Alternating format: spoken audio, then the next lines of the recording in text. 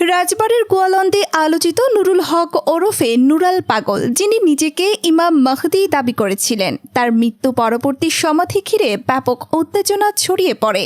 স্থানীয় মুসলিমদের অভিযোগ, নুরাল পাগল ইসলামকে বিকৃতভাবে উপস্থাপন করতেন এবং নিজেকে ইমাম মাহদি বলে দাবি করতেন।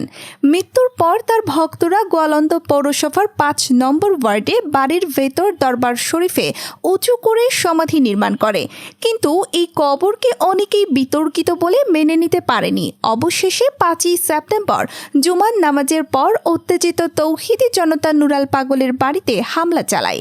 এ সময় মাজার ও দরবার শরীফ ভাঙচুর ও অগ্নিসংযোগ করা হয়, এমনকি কবর থেকে মরদেহও তুলে পুড়িয়ে ফেলা হয় বলে জানা গেছে।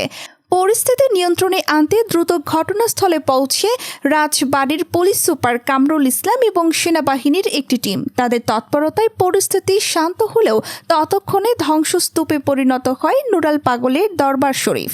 উল্লেখ্য, নুরাল পাগল চলতি বছরের ২৩ আগস্ট বার্ধক্যজনিত কারণে মারা যান। জীবদ্দশায় তিনি যত বিতর্কের জন্ম দিয়েছেন, মৃত্যুর পরও ততটাই আলোচনার কেন্দ্রবিন্দু হয়ে উঠেছেন।